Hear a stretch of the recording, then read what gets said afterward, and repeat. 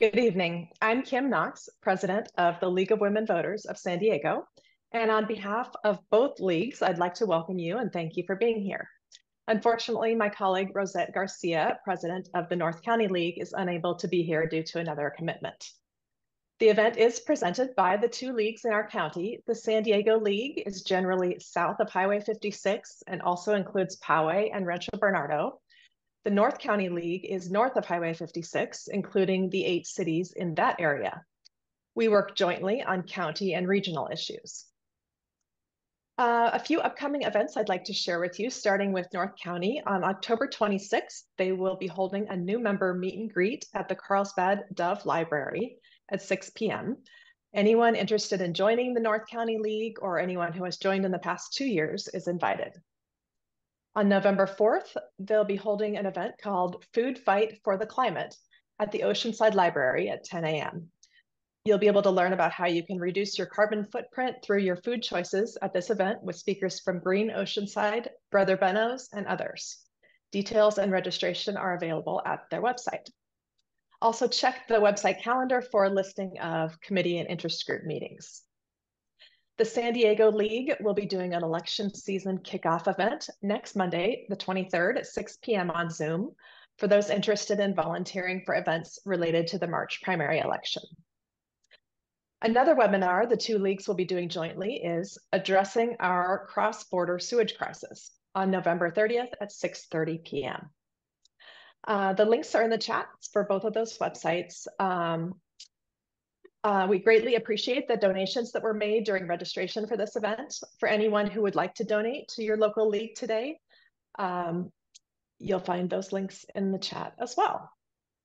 Now I'd like to introduce moderator Rita Sedman, member of the League's Water Committee and retired CEO of the Water Education Foundation, who will introduce our speakers. Okay, hi. Yes, thank you very much, Kim, and thanks for everything you do and all the league members. I'm really excited to be involved today. Today is the official Imagine a Day Without Water. It's a national event that's supported by many people involved in the water world and people who want to highlight how water is essential, it's invaluable, and it's always in need of investment. Now, it may seem hard for us to imagine, even for a day, a life without water, but it happens in many places. Even in California's Central Valley, I've seen families whose wells have gone dry due to larger businesses and agriculture drying up the water right next to their land. And a few years ago, we only have to look at Australia, who had to nationalize their water and change their whole water rights law due to the extreme drought and people having to line up for drinking water. So it happens. The fact is that nearly 2/3 of the world's population faces water shortages. And even here in San Diego, we have schools like my nephew's school that have broken water fountains and little availability for students to get hydrated. And of course, we also need to remember how much food is embedded, how much water is embedded in the food we eat. The Water Education Foundation, along with the University of California, studied how much water it takes to produce some of these foods. For example, just quickly, a 4-ounce hamburger takes 616 gallons of water to produce, a piece of chicken, 330 gallons, and a couple of slices of tomatoes, 8 gallons. But many people also don't know where their water comes from, and that much of it is imported here in San Diego, hundreds of miles away. And with water rates going up 20% more in this area, water cost and availability is a big concern. And that's where the Colorado River comes into the picture. But as we'll talk about today, the Colorado River supplies San Diego with 72% of its water. And since the early 1990s, we'll talk about how the County Water Authority has invested in diversifying the supply, including getting a big slug of water from the Imperial Valley, which has just celebrated something that happened 20 years ago. Of course, this wide investment costs money and has problems. But as I remember old Governor Brown telling me, Rita, water with problems is better than no water at all. And so lastly, on this Imagine a Day Without Water, I'm thinking of a John Steinbeck quote from East of Eden, where John Steinbeck wrote about the rich years in the Salinas Valley, where the waterfall was plentiful and the people and nature were so happy. And then he said came the bad years of drought, when much of the crops died and the people left the valley in disgust. And Steinbeck said, and it never failed that during the dry years, the people forgot all about the rich years, and during the wet years, they lost all memory of the dry years. It was always that way. Well, before we begin, I'd like to quickly thank some of the Water for People folks that are joining from the local chapter here in San Diego. They help fund projects in developing countries. And then when I moved to San Diego a few years ago, I found Voice of San Diego, and I want to thank its members for joining us today. Welcome to Voice. It's an excellent source of information. Today we have 3 speakers, as you know, and we're going to let them each give about a 10-minute presentation. Again, we have Chris Harris, Executive Director of the Colorado River Board of California, Tish Berge, Deputy General Manager of the County Water Authority, and Scott Lewis, CEO and Editor-in-Chief of the Voice of San Diego. Now, our first speaker we'll go right into is Chris Harris, and he's been with the Colorado River Board for 23 years, has served as Executive Director for the last 6.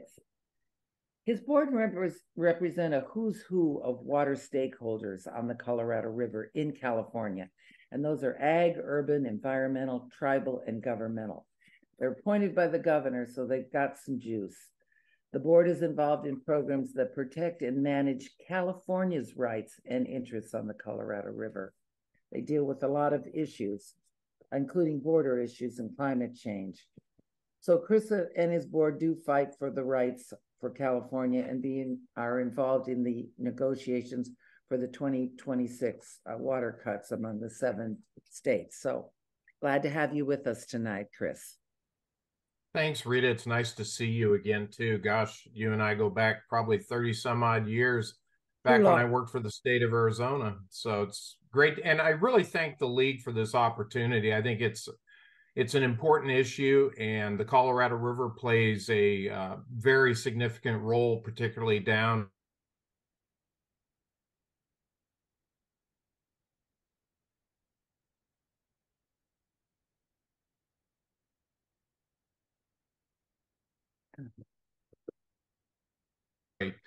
I just want to highlight the Colorado River is incredibly important to California. It's a significant part of the overall state portfolio and is certainly a key feature in Southern California.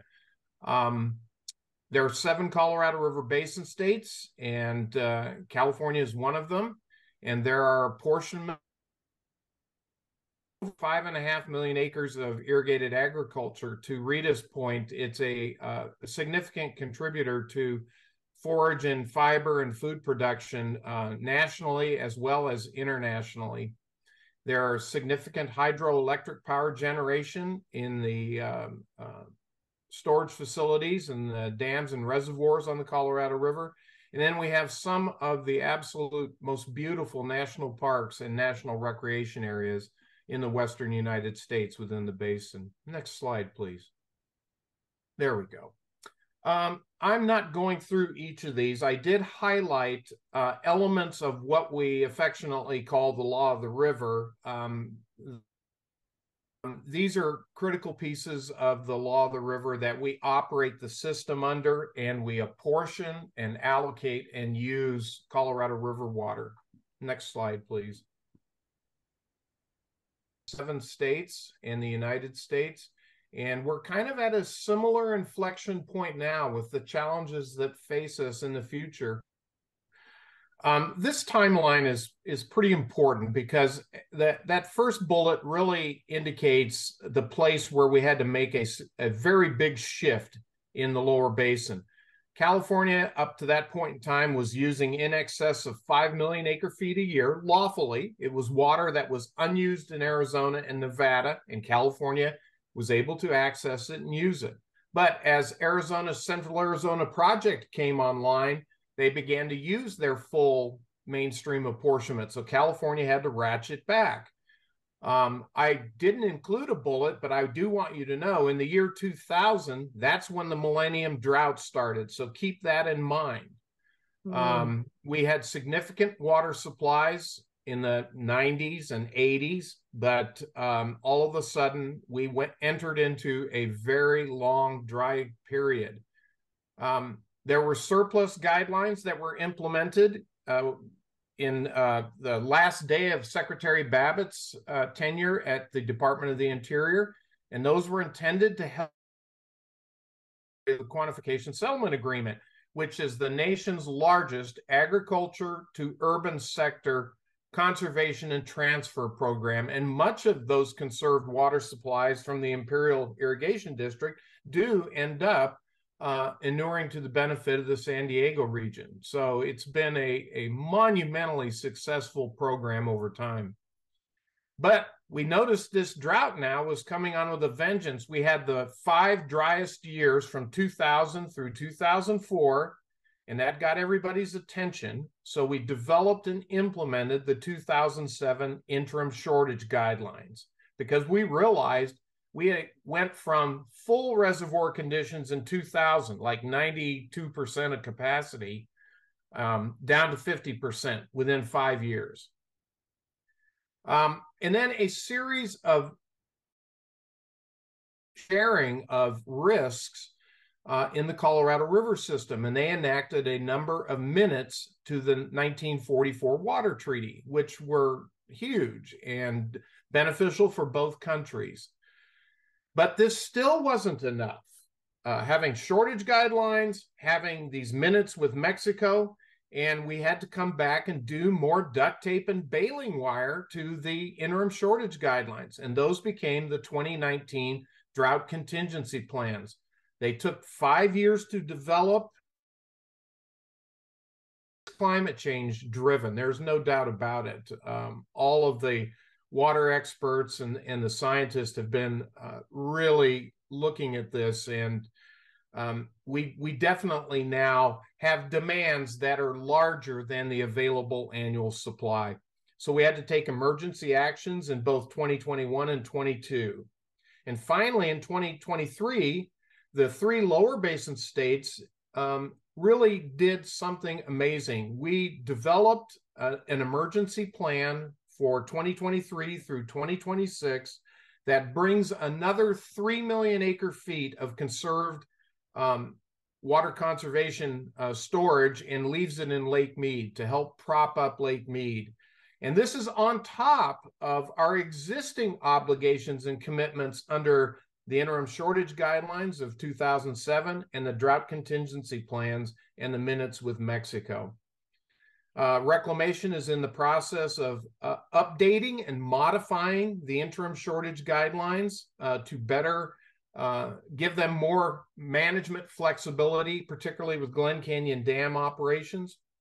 And finally, the sort of this massive inflection point where we are right now is to figure out what we're going to do from 2027 on for, say, the next 20, 30 years, because the 2007 interim shortage guidelines expire at the end of 2026.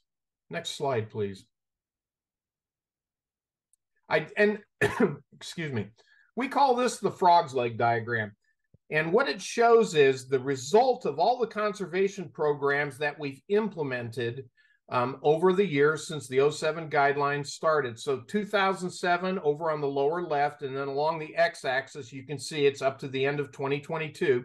And the various shades, the rainbow colors in here reflect the various programs that we've implemented to conserve additional supplies that we retain in storage in Lake Mead. And what I want to draw your attention to is the dashed line at the base of the frog's leg diagram. And you can see where it crosses that first level 1 shortage condition about 2015 is now. We've put, something close to 100 feet of storage in Lake Mead through our programs and activities. And you can see the blue arrows pointing up from the bottom. Those are all the additional programs we've had to add to try and slow the rate of decline in Lake Mead over time. Next slide, please.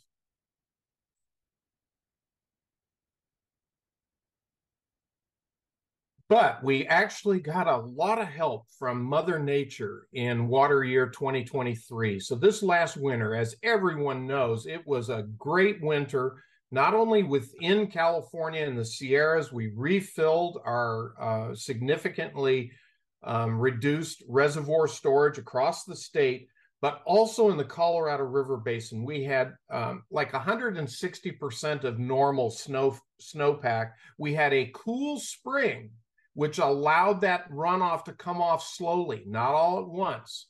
Refilled groundwater aquifers, and we refilled reservoirs. We didn't totally refill everything, but it was a very significant contribution. And in fact, reclamation was able to balance the contents of both Powell and Mead. So at the end of this calendar year, both reservoirs will have the same amount of water in them. So it resulted in almost 8.6 million acre feet being released out of Glen Canyon Dam down to Lake Mead.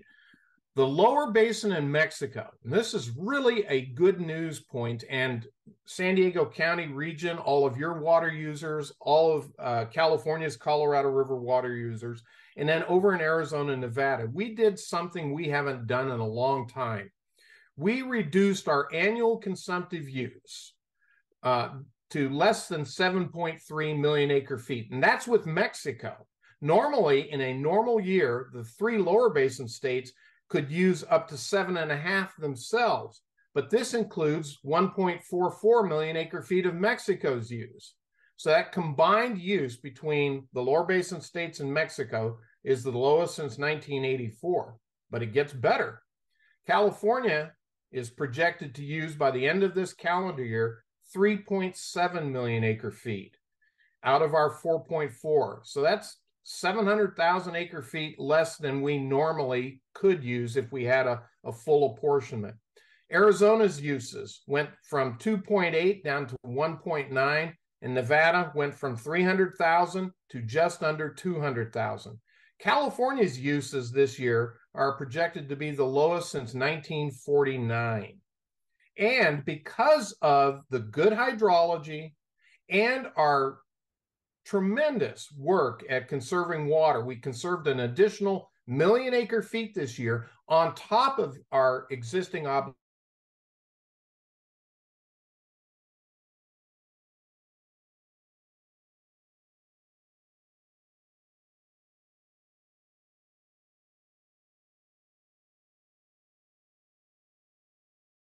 7.48 million acre foot release from Glen Canyon Dam down to Lake Mead, which means that more work will be required of the lower basin states in Mexico. But I think we're up for the challenge.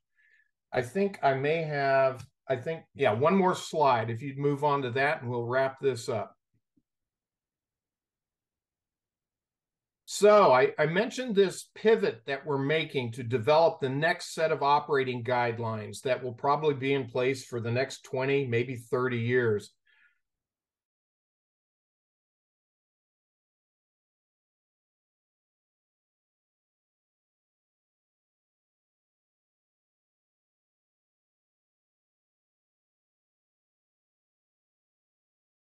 Include the tribes and their long-term water resources management needs, as well as environmentalists, Mexico, and so forth. So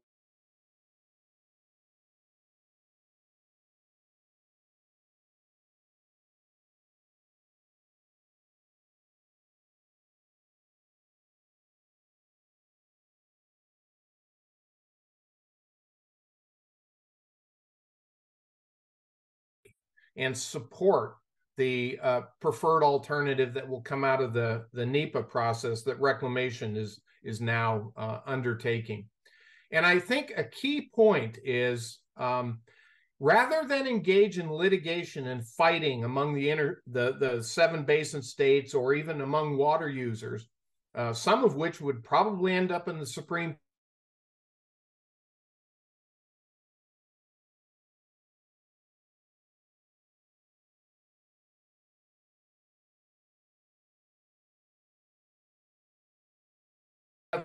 and looking at everyone's needs and trying to work out an equitable set of agreements and operating conditions that provide long-term water supply reliability and certainty to all of us, both in the United States and Mexico. Maybe I'll leave it there. I want to just mention that there is a lot of jargon that we're using here, and for people who aren't water wonks, the million acre feet is just a big number. But just think of that football player standing in 1 foot of water on a football field and realize that's enough water for a couple families. And then we're talking about millions of acre feet. So it's big numbers. So let's move down to the local level from the Colorado River. That is our own San Diego County Water Authority. And we have Tish Berge with us. She's been around water for many years. Before becoming Deputy General Manager of the authority in 2021, she had plenty of experience on the local level, 17 years at several San Diego County water agencies. She served with Sweetwater and Recon del Delabo in financial management. She's won awards for her models and organization. And I'm sure that's coming in handy these days at the Water Authority. Again, the authority is the agency responsible for providing the wholesale water supply to the 24-member agencies. And that's going to 3.3 million people in our area. And of course, that represents a huge economic boom to our area, $270 billion regional economy. So Trish, thanks for joining us today. Thank you so much, Rita. Appreciate the introduction. And as Rita mentioned, I've been in the water world for about 30 years now, started in wastewater, moved over to water. Had the pleasure of serving the retail capacity in North County, in Director of Finance for Rincon, and then all the way down in South County as General Manager for Sweetwater. I'm honored to serve the region now in a regional capacity at the Water Authority. I'm going to share my slides. I promise I will keep my jargon to a minimum, and we'll go from there. So I'm pleased to share, you heard a little bit about the wet weather that we've had from Chris. We are in a fantastic position for the new water year. The water year started on October 1st. And so we are looking at having more than ample supplies for our $270 billion economy and 3.3 million people. This is a reprieve from 14 what's called atmospheric rivers. And those came just in time. We were suffering drought prior to that. And so we were very pleased to have this opportunity to refill our reservoirs and look forward to the next water year. Now, that wasn't always the case. As I mentioned, we were coming out of a drought, and it was very different. During that time, the State Water Project, which is the pipeline system that brings water from Northern California down to Southern California, it was only able to deliver 5% of the demands on its system. And in Los Angeles, some residents were stopped from using water or were only able to use it for health and safety purposes. And then outdoor watering was limited. And in some cases, it got so extreme that they put what's called a flow restrictor on some residents' meters, and that restricts the flow. So just a trickle comes out of your faucet. No showers come with that. So that was a very challenging time with the drought. I'm pleased to say that here in San Diego County, we didn't have any of those challenges, and we didn't have any of those cutbacks. And that's because of the investments made by our ratepayers over the last 2 decades. Now I'm going to talk more specifically about the investments that our ratepayers have made. You heard Rita talk a little bit about some big numbers when we were talking about acre feet. I'm going to talk about some big numbers that have to do with dollars. And that is $3 billion invested in infrastructure here in San Diego to provide water since 2000. We have done that so that we have a diversified portfolio and have multiple places that we can bring our water from, so that we are protected during times of drought, like I mentioned. The $3 billion went into roughly 3 different areas, equal amounts. We've spent approximately $1 billion on emergency storage projects, $1 billion on building our desalination facility, and $1 billion making that quantification settlement agreement that Chris mentioned happen.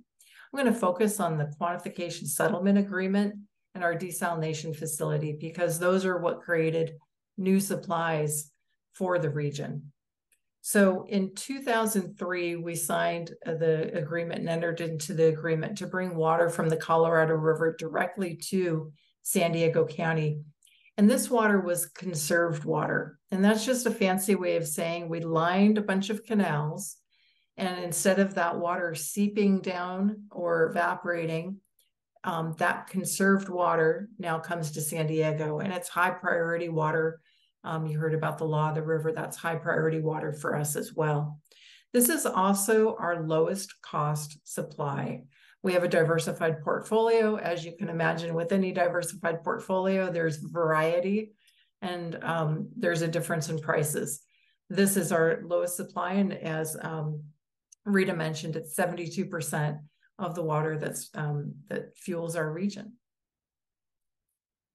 Speaking of money, on the other side of it, our most expensive supply, but also our most reliable, is our desalination facility. And that was built and started in 2015. And it is a landmark deal that was a public-private partnership with Poseidon. It provides approximately 10% of the water for the region. And it was really critical in our ability to make sure that we didn't have cutbacks in the last 2 droughts. Being able to show that it was a source that was not, not at risk, like the State Water Project or the Colorado River, that was able to help keep us from having cutbacks. The next new water source that we're going to see are potable reuse projects. And we have 3 large ones in the county that are in process or have started. We anticipate 100,000 acre feet in the next 15 years to come online. So Oceanside is providing approximately 3 million gallons per day through their Pure Water Oceanside. That is a groundwater recharge system. Pure Water San Diego, which anticipates being fully online by 2035, is going to provide 50% of the water for the city of San Diego. And then East County Pure Water Purification Facility, that one's going to provide approximately 30% of the drinking water needs for East County. So when I was invited to come talk, I was asked to share information about costs and understanding that the cost of water has been increasing. You heard Rita say 20% increases potentially on the horizon. So I want to talk a little bit about what that looks like. I mentioned that we had $3 billion of investments in our infrastructure. Many of that was debt. Much of that, most of that, all of that was debt financed. And so we are still paying the debt on that. But that was in addition to an already existing infrastructure, 310 miles of pipeline, pipes that you could drive a truck through, 1,400 pipeline structures, 7 pump stations, 97 connections to our retail agencies to provide the water, and then 4 flow control facilities. So when we looked at our most recent rate increase, we looked at what the real major drivers were that were driving rates.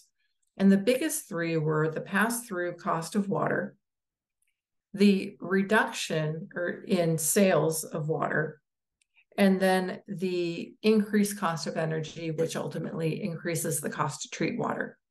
And I want to explain why the impact of decreased water sales is an issue. Now, in the water side of the business, we're a public agency. We don't make a profit. But we do want folks to understand that water is a precious resource, and we are stewards of that resource. And so we have a business model that you wouldn't put in place if you were a for-profit business. And the way our business model works is where almost the majority of our costs, more than 70%, are fixed. the pipelines, the infrastructure, the maintenance of that infrastructure. While the majority is fixed, the majority of our revenue and the way we collect revenue is variable and based on the volume purchased. So when we get plentiful water falling from the sky and our customers turn off their outdoor watering, we see a reduction in sales. And that affects the need to then increase the cost per unit, per acre foot or something like that, to be able to balance the books and make sure that we can continue to balance the infrastructure. So this, what I'm talking about is the wholesale. So we bring water into the region. We then sell that water to our 24 member agencies throughout the county. And they add their costs associated with overhead, their assets, their infrastructure, anything else that they need to do. And that can vary significantly. In fact, when the San Diego Regional Policy and Innovation Center is looking at water affordability, and they're finding that cost on the retail side can vary as a markup on the wholesale cost, can vary by almost 3 times, depending on the water agency that you're with. So when talking about all these dollars and costs and so forth, water has become a larger part of the household budget.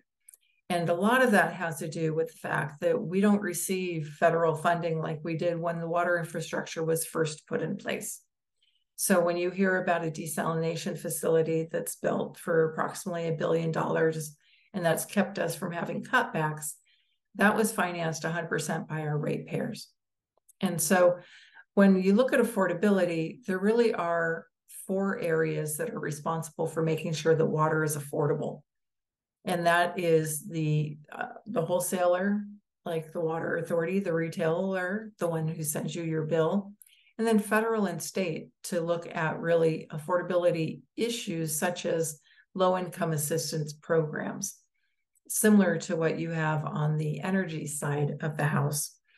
What we've done at the Water Authority to help in each of these areas is on the retail side, we refunded $90 million back to our retail agencies, our member agencies recently due to successful litigation. And so we were able to give that money directly to them.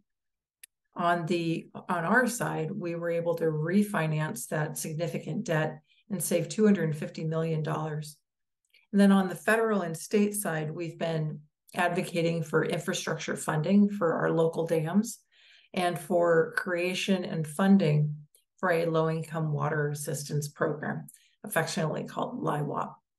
I'm very encouraged that there is laws being put forward to potentially make that permanent program here in San Diego County. And so that has been helping make it affordable for the end user and those who are on the fringe.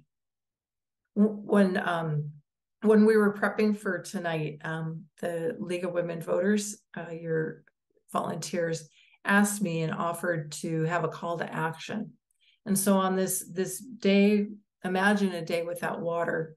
I want you to think about the water that comes out of your tap that is approximately 1 to 2 cents per gallon, how that's delivered to your home, it's safe to drink, and how you didn't have to cut that back during the last couple droughts. And then I want you to think about whether or not you think that's affordable. And I just want you to ponder that. And I appreciate your time and your attention. Thank you for your interest in water, and it's a pleasure to serve you, our ratepayers.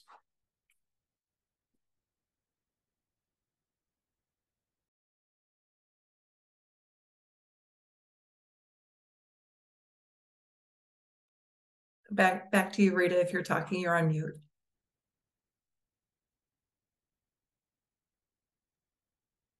Unmute. I'm glad you mentioned that because about the tap water being only pennies, because people emphasize, oh, my bill went up, but then they go out and buy bottled water, which, by the way, is not regularly tested, not certainly tested by the EPA. The industry self-tests only when there's a problem. And lastly, it has a lot of microplastics. So our tap water is, you know, it's a wonderful thing that we have as citizens, and we need to safeguard it and take care of it. And I thank everybody in the water industry. And that's what Imagine a Day Without Water is about. I'll drink to that. We'll add something stronger later. But in the meantime, water is a political issue. And no matter, it's not a Democratic or a Republican issue, fortunately, but it is a political issue. And nobody covers that better here in San Diego than the Voice of San Diego. And Scott Lewis is the editor-in-chief and CEO for the Voice of San Diego. That's something that you can all go and sign up for at voiceofsandiego.org. They have a wonderful free news feed that comes out every morning. Scott oversees all the operations, and he's created partnerships and products that have really earned this nonprofit national and international recognition, truly. Scott's a regular. You've seen him on news programs, and he helps his team produce the best journalism possible. Now, since his earliest days in San Diego, Scott has reported on water and its politics. And I'm thinking that he probably thought, like I did, that if he studied water for a year or so, he'd know all about it, and it might get kind of boring. But I think he probably realized that it's like an onion that you keep unpeeling and find other layers. So Scott's going to talk to us about covering water and politics and in San Diego County. And I just want to say, for full disclosure, I found out that Scott grew up in Utah. And you know, that's one of the states that competes with California for Colorado River water. So Scott? Yeah, hopefully we're in a collaborative environment now, right? Can you hear me okay? Totally collaborative, yes. Yeah.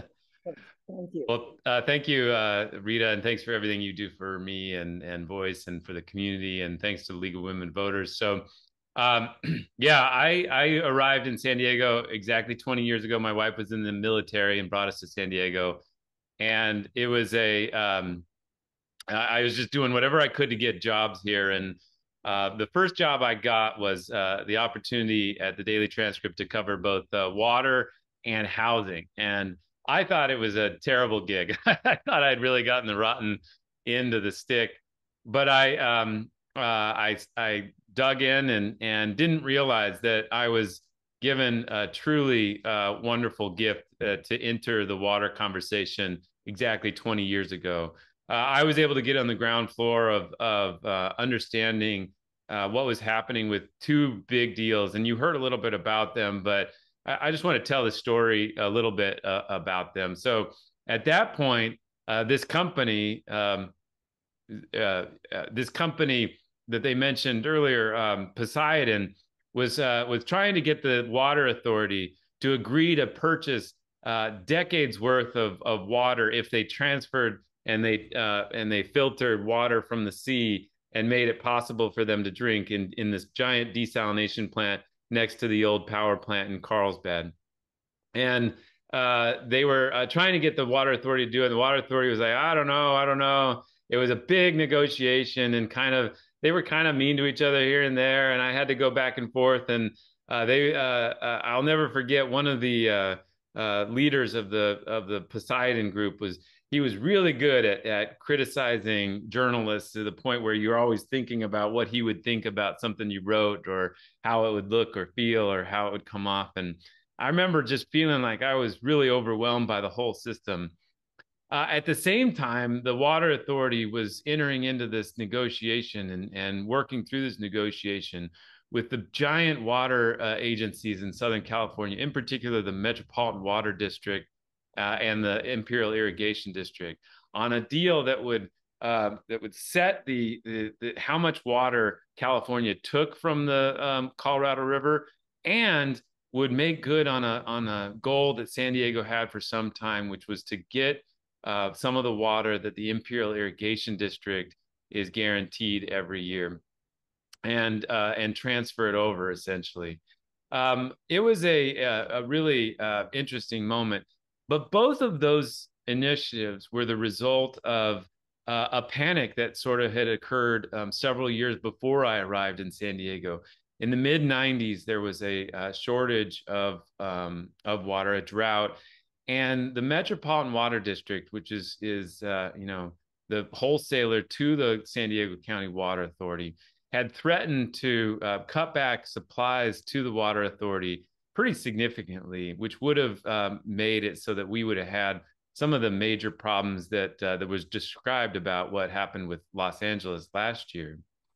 And that panic, I think, is the cornerstone of so much water policy in San Diego now. That panic really woke San Diego up and made the water officials really want to create a more independent system, a more reliable system, a system that wasn't dependent on what these folks in LA were deciding. And so they put in motion that investment to try to transfer the water from the farmers' Imperial District and to embark on the discussion about the desalination plant. Now, we heard about the cost of the water. We do pay some of the highest rates in the United States for water, but it is a direct result of that panic and the investment that followed it. So one of the things that the Water Authority went through was this negotiation with these guys that wanted to filter the water out of the Pacific Ocean and make it available, 50 million gallons of water every day. They made the deal with the County Water Authority, and I'll never forget the Water Authority assuring me and many others that water that they were purchasing from the desalination plant would be a lot cheaper eventually, even though it was so expensive at the time, that eventually it would be cheaper than what it was costing to bring in water from the Colorado River and from these deals that we were making with the farmers and other things. And that eventually that we would be so excited that we had this source of water from the desalination plant compared to all the money that it would cost to pay for imported water. They made the deal. They agreed to purchase the water. The company built the plant, and now the Water Authority collects that water.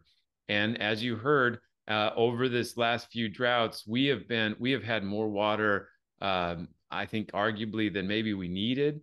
And I think that investment has really paid off. We've had a tremendous amount of water, but it has come at the cost of the high cost of water and the rates.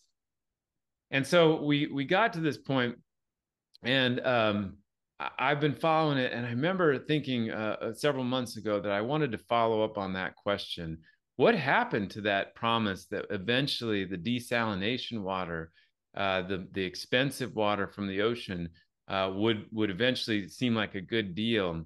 And I asked the Water Authority that, and something happened that I think is really special. The CEO, the new general manager of the Water Authority, Dan Denham, got on the phone with me, and he said, "You know what, Scott? I think we got to be honest, and we got to admit that that didn't happen. That the cost of the water didn't go higher than the cost of the water that we import, and it wasn't necessarily the case as we thought it might be that this would work out. But you know what, Scott? It was still worth doing. It was still an investment that we're proud of, and it's provided this reliability that we can be proud of going forward." I got to say, I've been covering politics here for 20 years now, and that may have been one of maybe 2 or 3 times that a leader like that has admitted something uncomfortable like that, but been willing to twist it into something that they're proud of as well. That it's worth saying, like, that it was worth an investment, and now I think it's a really interesting place that we're at. We arguably have more water, or rights to more water, than we need right now. At the same time, we're using less water, even though our population and our economy have grown so much. And so we can look at that and say, did we make a mistake? Did we do too much investment? Are our ratepayers paying too much? We have to pay off these debts no matter what. We have to buy the water from this plant, regardless of our need for it. We have to pay off the debt for the dams and the lining of the canals that we did, and all the transfers and all the other infrastructure that we built. We have to pay all that off. Was it worth it? And I think that's such an interesting question, because the Water Authority and these other agencies are going through a really interesting discussion right now, which is what can we do with this massive capacity that we have built? Can we transform San Diego from this end of the line, barely, so beholden to what these other places decide about our water future? Can we transform San Diego from that to an actual provider of water to other places because of the desalination agreements and because of the agreements we've made to take the water from the Imperial Valley, and because of our own recycling efforts that we're going on? Are we going to transform San Diego into an entity, a place that actually delivers or helps other places like Arizona or like Nevada meet their water goals? It's a fascinating transformation from when I started covering water and from that panic in the mid-90s. And so I think when we look at the high costs that we're paying, that's where they're hoping that there might be some relief in the future, or where they're also hoping that they can point to other agencies in other regions about what we were able to do here to secure our water future and what goes forward. But there's a lot of really interesting questions. That deal we made with the Imperial Irrigation District, it's going on for decades more, but it'll eventually end. Is that something that Imperial Irrigation District will want to continue doing? Is that something that our Southern California entities will want to continue doing? Are there other entities that would want to transfer water from traditionally agricultural areas to urban areas? Is it the kind of deal that other states could learn from and make as we look at the future of the Colorado River? The Colorado River really is going to continue on a more drying cycle. You'll hear them say something like, the hydrology didn't cooperate. When they say the hydrology didn't cooperate, what they mean is the rain didn't happen. And when the hydrology doesn't cooperate in the future, will these states make a deal and keep the peace and prevent what happened in Australia from happening here? In Australia, they had all these agreements and all these things going on. And then when drought significantly affected everything, they weren't able to make a deal. They weren't able to cut back and mutually decide how things were going to go. And the Australian government had to come in and decide how it was going to be divvied up from that moment forward. Imagine if all these deals we've made about the Colorado River were suddenly thrown out by the Supreme Court, and President Trump, Biden, or whoever it is gets to decide who gets water and what kind of politics could go into that decision. And that's a terrifying future I don't think anybody wants. So these negotiations going forward, these deals, these investments that have occurred, they are all so important, and they're such a high level, and there's so much at stake with each one of them. And I think that lastly, this high cost of water that we're paying has also fueled local politics. There were two agencies of the Water Authority that just decided that they wanted to leave the Water Authority because of these high costs. And the Metropolitan Water District in LA was offering them a lower cost of water for their largely farming community. They've managed to secede, and it looks like their voters will probably approve their ability to secede from the San Diego County Water Authority, which means that whatever part of these investments that they were going to help us make, they've been able to get away from with a small fee. And I think that's a really interesting dynamic, because it indicates, are we at the end of this massive investment cycle that followed this panic? That's one of the biggest questions going forward. 30 years ago, we had this panic for water. It spurred this massive investment in desalination, in lining these canals, in dams, and in transfers of water. Have we reached the point where that investment is just no longer something that San Diego County water leaders can count on ratepayers and these member agencies being willing to make?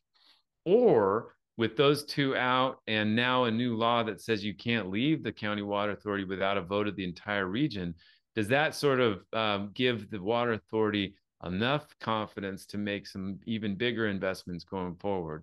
And there's some really special ones that could happen: more recycled water, and more different transfers of different kinds, and all kinds of different efforts. So it's a really interesting moment for water politics in the region and in the nation. And if you want to follow it, we've got it for you. Voice has it. Thank you.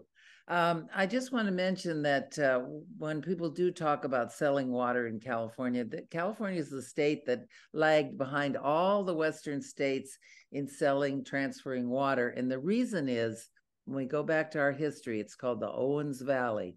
It was like Chinatown, but the real story of how those people lost their water rights and land. So we've been really fearful of selling water, but I think we can make arrangements, and I think that's part of the future. And it is interesting how San Diego now has a glut of water, but it's expensive. But again, if you look at it a certain way, it's not. And water with problems is better than no water at all.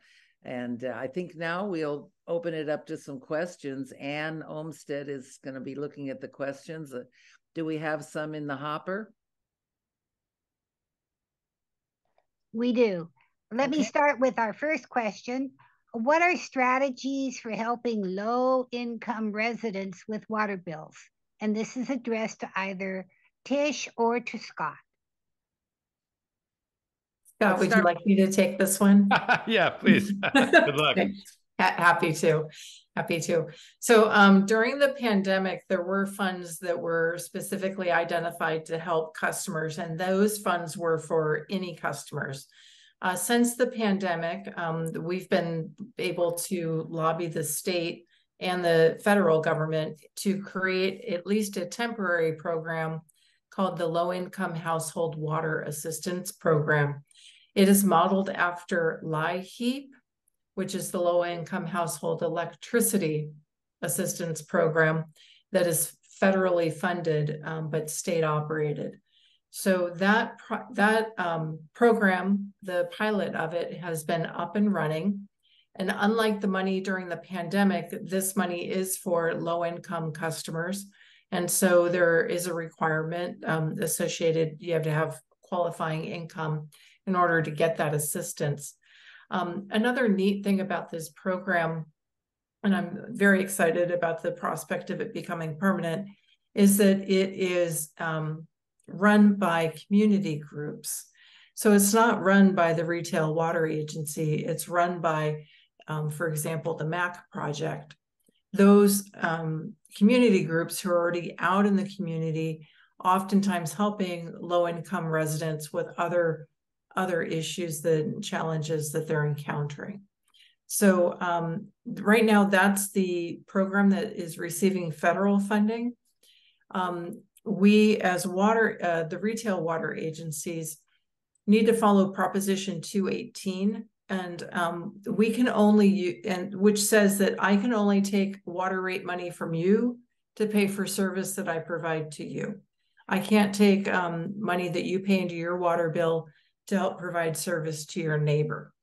So the only way around Proposition 218, and some of the retail agencies have done it, and I did it when I was at Sweetwater, is to use non-rate revenue funds, or a fancy way of saying money I can get not from charging your bill. So that can be interest revenue on money that we have aside. It can be cell site towers. It can be donations from employees, donations from other residents. So that is another way that programs can be put in place to help those who are on the margin and needing assistance. Thank you. Welcome. Rita, you're muted.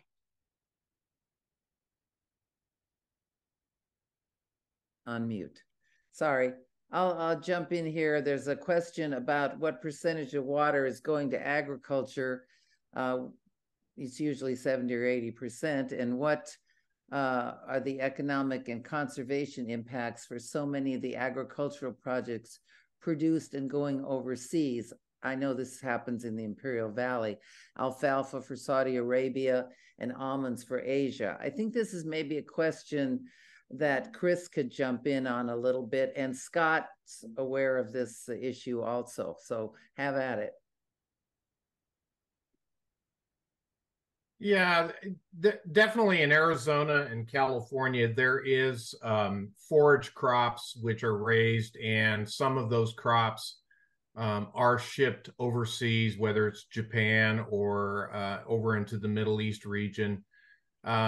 These are these are questions I think that all of us are going to be dealing with going forward. Almonds, I don't know that we have an awful lot of almonds down there. Central Valley, though, there's significant almond production.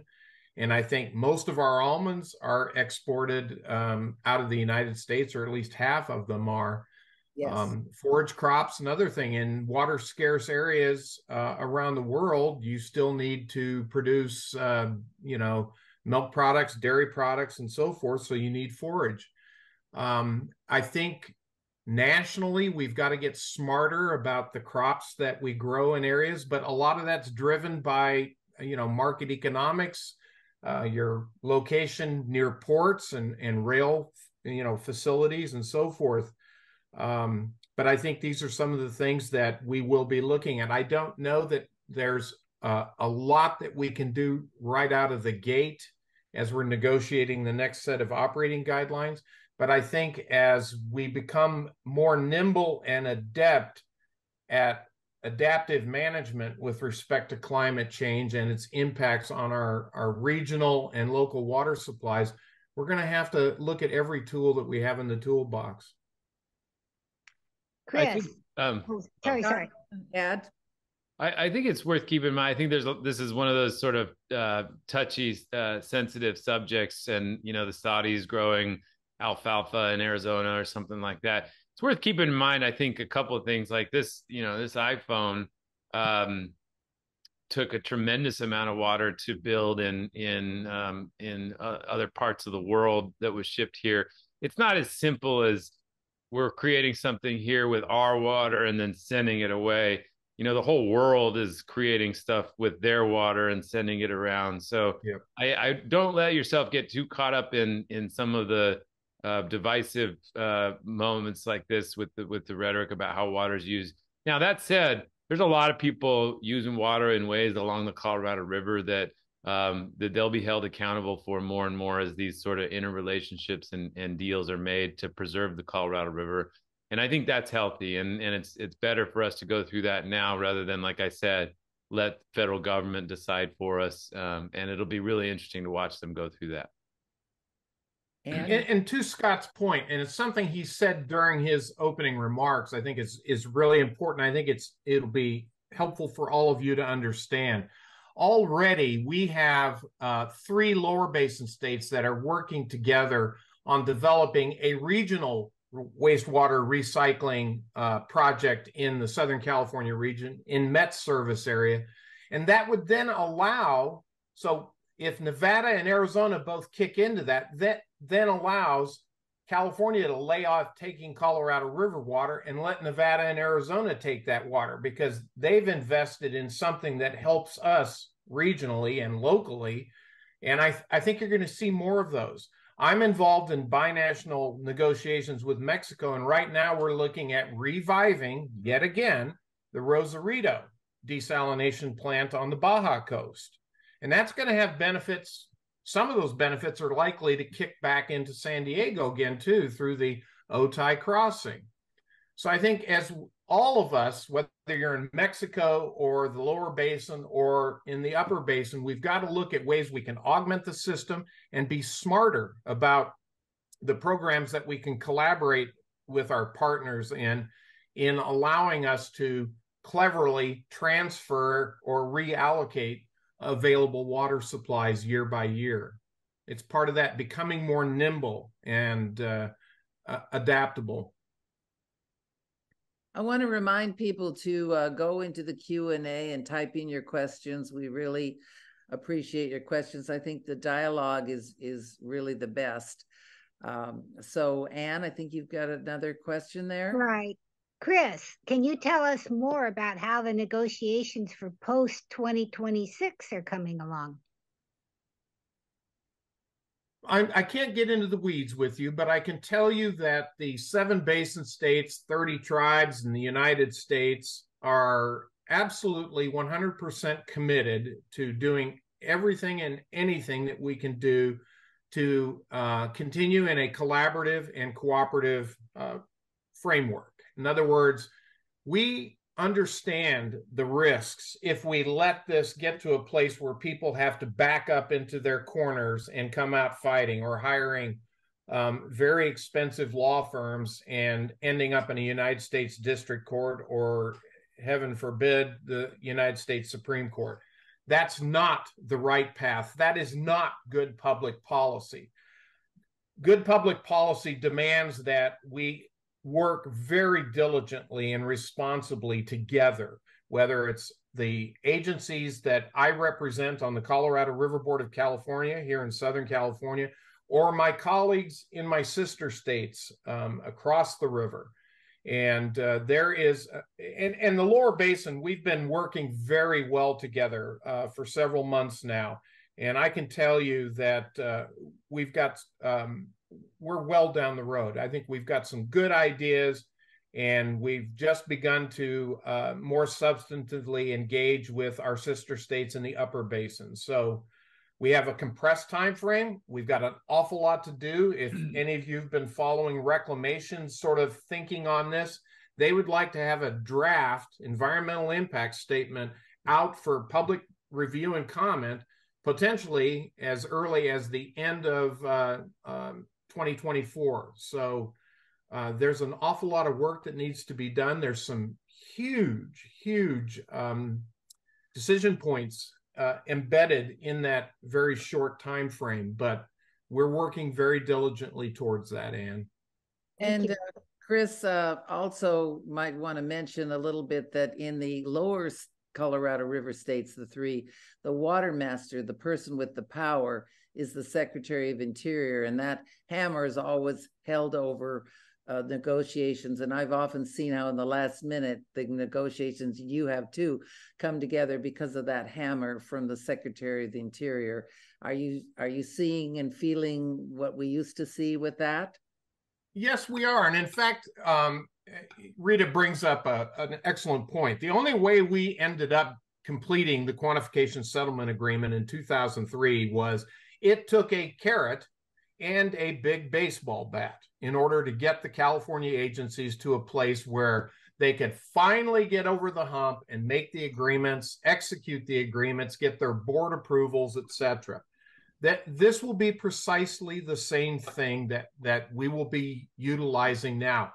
And again, something both Tish and Scott mentioned is IRA funding. What the Biden administration have done with the Inflation Reduction Act and making $4 billion essentially available to the Colorado River Basin for grant programs, water conservation efforts, and so forth. And what Reclamation is trying to do is incentivize water conservation activities that result in permanent water use reductions, not simply just paying for fallowing year in and year out. That's not a particularly good use of the taxpayers' dollars. So it's going to take a combination of Congress getting into this and working collaboratively with the states through our delegations, our state leadership, but you're going to always have this dueling, handful of one hand, you've got the carrot, and the other hand, you've got the stick. And sometimes you're going to need that cattle prod or a baseball bat thump you once on the head to get you back in a place where you can make good decisions in a reasonable time frame. Ann? Okay, what about the water for Tijuana? Do we have a moral obligation to share the Colorado River water with Mexico? We do. It's not even a moral obligation. Of course we have that, but we actually have a treaty that was entered into between the two countries in 1944. And a portion of the 1.5 million acre feet that Mexico receives is used in the Mexicali Valley for both agriculture, mostly agriculture, some urban use there in Mexicali, but it also supplies potable water to Tecate, Tijuana, and Ensenada. They do have an aqueduct which moves some of that Colorado River water over the mountains to the Tijuana metropolitan area. But I believe right now, something like 25-30% of Tijuana is kind of on blue barrel water, where they have to, trucks go around and deliver water in blue barrels, not dissimilar to what's happening on the Navajo reservation and other Native American tribes within the Colorado River Basin, where they do not have a dependable potable water supply. So this is a big deal for Mexico. We have had a great relationship with them and have done over the past nearly 2 decades some very significant infrastructure improvement projects, water conservation programs in Mexico that have resulted in some water coming back to the United States for the investment, but also giving Mexico additional flexibility in how they use their conserved water supplies between their ag and urban sectors. Thank you. Rita, I'd like to ask a follow-on question to Tish. I believe that we are now here in San Diego County providing some water to Mexico, are we not? We are. We have an emergency agreement to be able to provide water to Mexico, and so we exercised that recently. It's an emergency agreement, but we've been exercising it, I want to say 2 of the last 5 years. So it's becoming much more common. Yeah, it's actually a great deal. It's another minute under the treaty, and we actually wheel water through Met's system and then down through San Diego's system and deliver it, rather than run it all the way down to Morelos Dam and then put it in the Mexican agricultural delivery system, moves it across the Mexicali Valley and into the Tijuana Aqueduct. It allows them to take water out of Lake Havasu, which is quite a bit sweeter, nowhere near as saline as that when it's delivered down at the bottom end of the system. There's a question about the Salton Sea, and we don't have time to go into a lot of it, but the Salton Sea was kind of the linchpin deal on getting this quantification thing from Imperial. And just to maybe either, well, any of the 3 of you talk about the commitment the state's finally doing, prodded for too long, to do some restoration at the sea. What's happening there, and why should we in San Diego even care about the Salton Sea? I'll start, and then Scott and Tish can jump in too. The original quantification settlement agreement certainly involved, sort of a triangle of folks who were concerned about the Salton Sea. If you conserve water in the Imperial Valley, in the Imperial Irrigation District, and then transfer those conserved supplies elsewhere, you reduce the amount of agricultural runoff into the sea. The sea gets smaller. You have wind-blown particulate matter that's PM10, small stuff. It increases asthma rates, heart disease, and so forth. You have a drying up playa, similar to the Owens Valley that Rita mentioned. And ultimately, at the end of the day, just like in the Owens Valley, Los Angeles Department of Water and Power had to put in a massive dust mitigation program up there in order to continue to move water down to LA via the LA Aqueduct. Same thing here. All of the QSA partners stepped right up. They kicked in money. They created a joint powers authority, and the state stepped in and said that they would also assume an obligation. And that's just on the quantification settlement agreement side. So that's 500,000 acre feet of water conservation. If you come in and anticipate IID is going to have to take additional reductions because there isn't enough water in the Colorado River, that goes on top of those, existing obligations under the QSA program. So there could be additional impacts to the Salton Sea. Now, the federal government in late 2022 has kicked in now and said, yes, we understand this. In order to operate the entire Colorado River system, there is a federal responsibility for some amount of Salton Sea impacts. And the state, as you said, Rita, has finally really accelerated, fast-tracked a lot of the restoration and air quality mitigation projects in the Salton Sea. And I think, we're starting to turn a corner there and get back on the time frame that folks originally anticipated. But Tish, Scott, you guys weigh in as well. Smaller sea, though, right? Do you all agree? Yes, it will be a smaller sea going forward. Yep. Yeah, I would just add, and Tish, I'm sure, has a lot to say too. I think, the ancient path of the Colorado River flows into where the Salton Sea is now, and inland seas like that are part of the Earth going way back, and the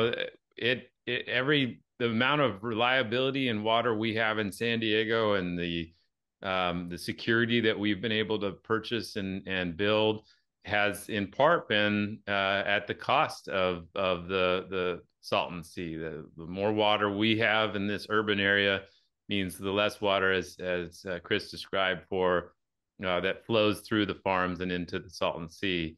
And that is a crisis both for public health there and the wider ecology.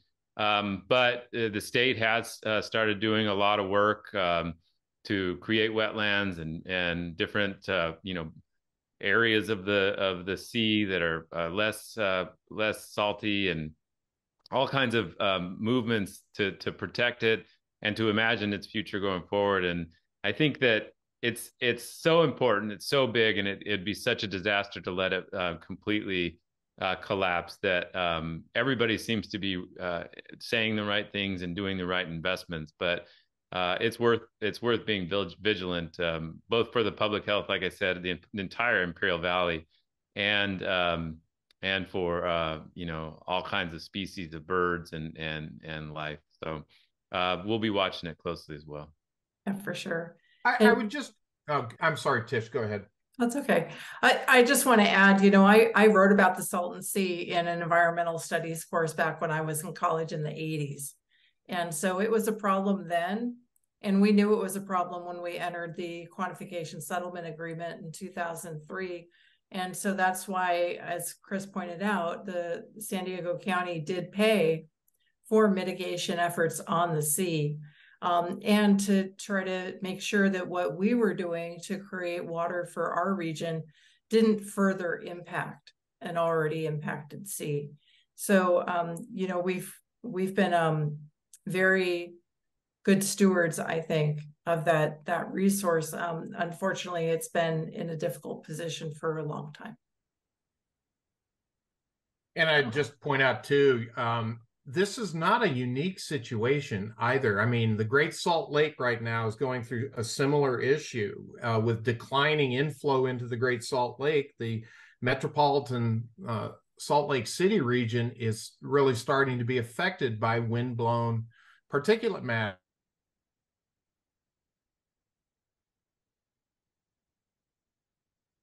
Oh dear. Yeah, we lost you, Chris. I said, and functionally the Salton Sink, that depression, it's below sea level, it's part of the Colorado River Basin. And Scott has it right. Sometimes the river goes in there. What was it, 1904? It did, and it went into it for 18 months before the railroad could close the breach. So yeah, it's something, as we manage this river basin, we have to deal with, whether it's Utah and the Salt Lake, Great Salt Lake, or us in California, and making our decisions. How we manage the Salton Sea going forward is going to be front and center part of the overall solution that we put together. Final question, except for the last question, which is a different question. But this question has to do with the Tijuana River wastewater situation. Why are we not seeing that as another source of potable water? And what action should Governor Newsom be taking? Is he doing enough? I think one of the misconceptions of the Tijuana River problem is that it's a single pipe that's just broken or something. No. And it's really the fact that Tijuana sits at a higher elevation than we do, and it has a vast population that isn't connected to any wastewater system. So any rains would flow and cause it at a rain problem. What we're seeing now, though, is the infrastructure that did exist and does exist treating it is also falling apart. And so we have this sort of dual crisis now of not just rainy time sewage problems, but also the problems of the pipes not working as they're supposed to. The real troubling part right now is that just to get the plant that we do have servicing the international border region right there has reached the point where we need about $600 million of investment just to get it up to speed. And that does not include anything that it would take to recycle. As we're seeing with Pure Water and the other projects, the amount of investment that would take is almost unimaginable for this particular problem. I agree. It's worth eventually being something we could make use. Every drop of wastewater is going to be valuable in the future, no question. But for this, we're so far behind on collecting sewage there that even thinking about turning it into something we can use is pretty wishful for now. I'd like to ask Chris, because we've watched this for years when things get fixed up on the border issue, and then it breaks and it continues. I mean, this cycle has gone on for many decades, and I know you have good relationships with the Mexican and the IBWC, etc. But it doesn't seem like, it really seems depressing that we can't solve this problem. It's not a state problem, it's a national and an international, and people get together and make promises, and some money comes from the feds, but then we never really solve the problem, and it just keeps getting worse. Yeah, and Scott's here kind of talking about the political issues that we all have to deal with, and along the Rio Grande border, and ultimately with the Colorado River and the Tijuana. Those three rivers are covered by the 1944 treaty between the two countries. And the Texas-Mexico-Rio Grande border tends to kind of politically muscle the relations between the two countries. And I would state right now, with some of the things that are occurring along the Rio Grande, it's perhaps made it more challenging between the two countries in managing some of the political tensions that are going on related to immigration policy and so forth.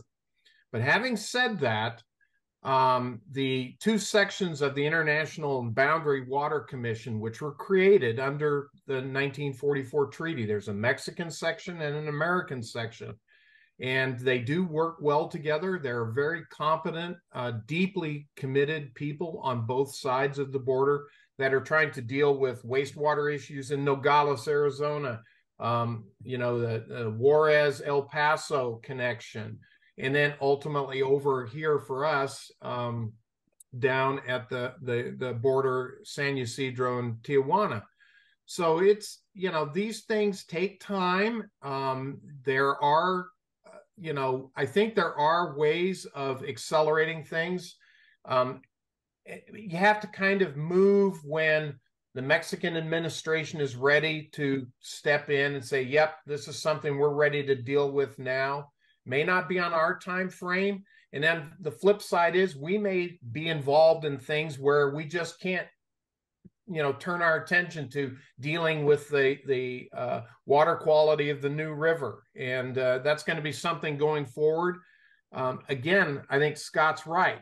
The new river, it's a horribly polluted river, one of the worst in the United States. But I think in the long run, it is a source of supply. So is there a binational wastewater treatment plant that can be constructed that can help treat the new water before it enters the United States? I think all of us are trying to put our thinking caps on and be as sort of farsighted and forward-leaning as we can.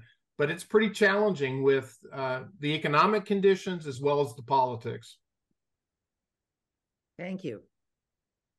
Anne, any more questions, or are we just about ready to wrap up? You're muted. Thank God everyone does that. They all understand. The final question for all of you is, what can we do as league members? What can we do to help to make a difference? Well, I'll start. Vote. I think, politics is part of it. American citizens, locally, regionally, on a state basis, and then across the Southwest, we all need to step up and ask our leaders at every level that climate change is important. How we put together durable agreements within our state and with our sister states, these things are going to be really important going forward. Thank you for saying that, because it's so important. Everybody you vote for has a water position, whether you know it or not. So yeah, voting is important, and that's what the League is all about. I would echo what Chris says, and look, understand that your local water district is the beginning of where water policy decisions are made, and there are politicians who believe in investing and think that the current investments are appropriate, and there are those who may not want to invest in the system, and you need to decide where you want your vote to go. Mm-hmm.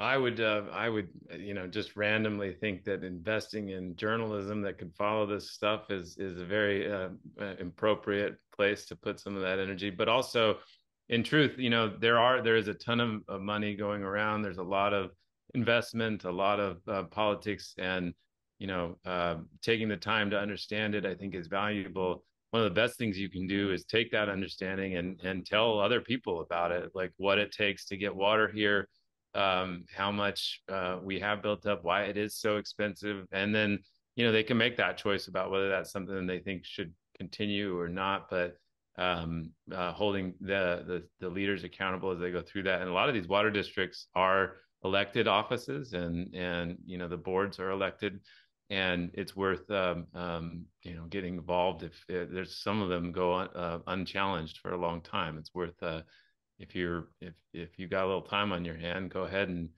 see what you can figure out, because it's really important. The other thing I'd consider doing, I don't know if you guys still do it, but do you guys still do the tours of the water, the Delta and the Colorado River? The Water Education Foundation does those tours, and they're fantastic. And they go down to the Imperial Valley. They go all over the state and the West. And I highly recommend that you consider that, because the Water Authority or the others can help you connect with where these are. If you do a tour of the Colorado River, you'll never be the same. As far as every time I drive past a canal, I make my kids stop and look at it and point out like how interesting it is and what's going on, and it'll change your perspective, and it's worth it, because it truly is a feat of engineering and just human enterprise, what we've done to get water here, and all the things that it takes. And it's enthralling once you start getting into it, and I highly recommend those tours. And the Water Authority also has some education programs, Tish, that the public can learn more, get deeper into it, the onion. Yes, indeed. We have a Citizen Water Academy that we hold several times per year, so folks can learn more about water, and it's a great launch pad for getting into the larger state issues as well. And don't forget to sign up for Voice of San Diego for that free news feed every day, and keep Scott working. Thank you. Last comments from anybody? Otherwise, I really want to thank everybody for joining. Kim, would you like to wrap this up? Yes, thank you for moderating, Rita. And thank you to Scott and Tish and Chris. And also, we didn't even introduce you, Ann, but Ann is the chair of our water interest group. So thank you all for doing this tonight. We've learned so much. And also Jane Andrews coordinated this, and Jean Widener did the tech for us. So we appreciate everyone. Thank you all, and have a great night. Thanks, everybody. You have a good evening. Thank you. Bye.